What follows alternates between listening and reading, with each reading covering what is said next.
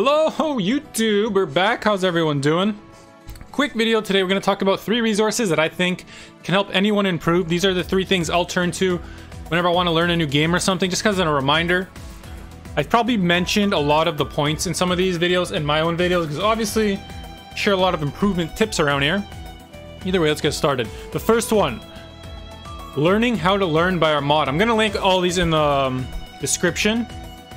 I just looked at my OBS and my hair is some real COVID hours. Let's put on a hat, man. Let's put on a hat.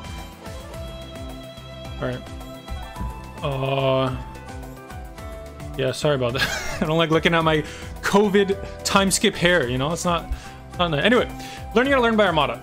Obviously, you know who Armada is. Melee extraordinaire. I was going to say GOAT, but that's a contentious topic. Depends who you ask. I think he's one of the greatest, if not the greatest. In the most least controversial way I could put it. But yeah, Armada's sick. And in this video, he talks about all these steps you take to improving, how to make sure you don't kind of get stuck.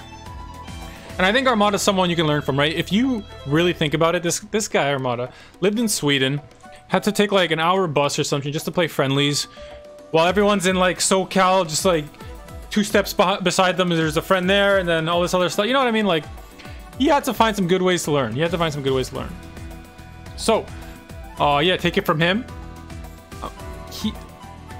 This is kind of the big... I'm not going to watch the whole video here, right? Maybe I'll react to it, you know? One of those videos where I just watch it and talk about my take. But this is the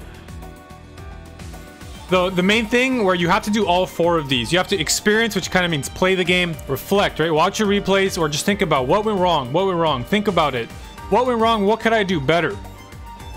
You reflect, you watch the replay, you think about what could have been better. Maybe you watch someone else, you see what they did better, think about how you can add that in.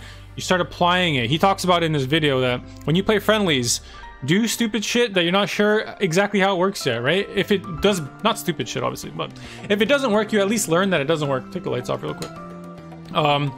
Things like, here's an example. Let's say you're really bad at ledge trapping, but you're okay at edge guarding. But edge guarding is kind of risky, and in some matchups it's not even worth it, right? When you're playing friendly, just don't even edge guard. You're already pretty good at it. It's probably not something you need to practice. Just ledge trap them every time. You might lose the friendly because you're not using one of your better skills, but you're going to work on your worst skill, right? It's going to get better. Either way, watch this video. He talks about this a lot. He talks about, you know, if you don't do all 4 of these things, you kind of start to stagnate, where other people who are doing all 4, he talks about what it looks like with people that don't do 4. You'll feel called out. I remember first time I watched this, I was like, fuck, that is me. I don't do that. I don't do that. And then now this is kind of the part 2 of it. Have you done everything to improve? This one's more of just him talking, but he talks about like individual steps he's taken to improve, something I highly recommend you watch. So that's our first resource. I guess it's 2, but it's Armada, you know, it's Armada. Number 2, The Will to Keep Winning by Daigo Umehara. If you don't know who Daigo Umehara is, you're probably lying.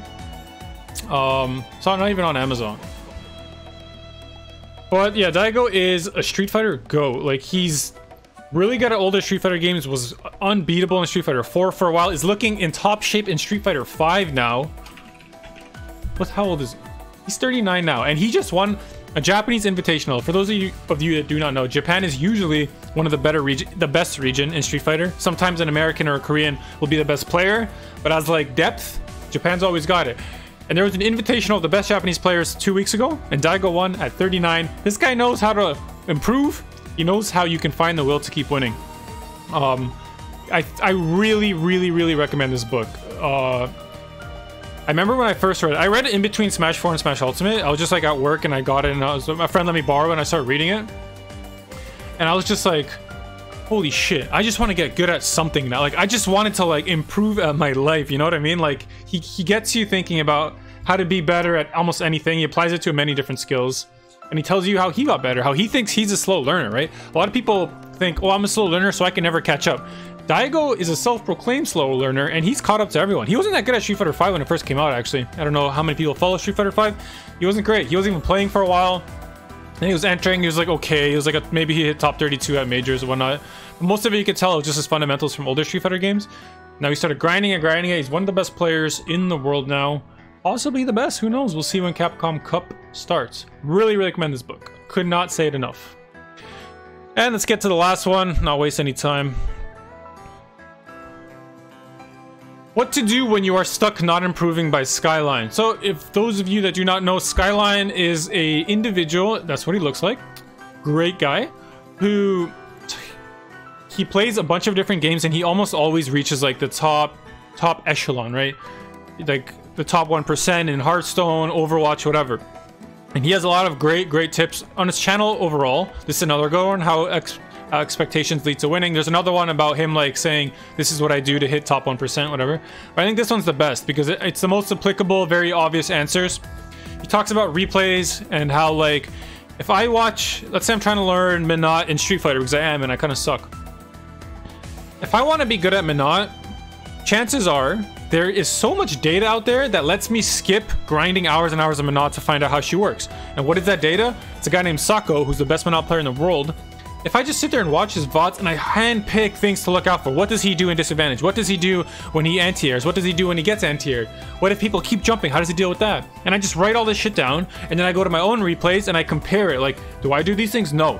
Start implementing it. He talks about these things, how like you need to set a goal, find someone to copy almost, not copy, but find what you're missing through better players. And if there are no better players, you have to start like, one, you're in a good position. You're probably at the top. But you have to start finding out things for yourself. And he talks about all this stuff. Some of this stuff, I feel like even in our modded video and some of Daigo's, some of this stuff, it feels obvious to you, but you really need to kind of internalize it. Like if I told you need to watch replays to get better, right? That's something people will tell you. If you watch my Dabuz interview, he stresses it. And you're like, yeah, I know that. But I guarantee you 99% of the people in listening to this barely watch the replay. They play 20 times more than they watch replays. And when they do watch the replays, they're just like sitting one hand on their fucking butt, just like, I don't know, no one sits like that, but you get what I'm saying, right? You need to internalize what these people are telling you and really try to implement it in your own like improvement methods, right?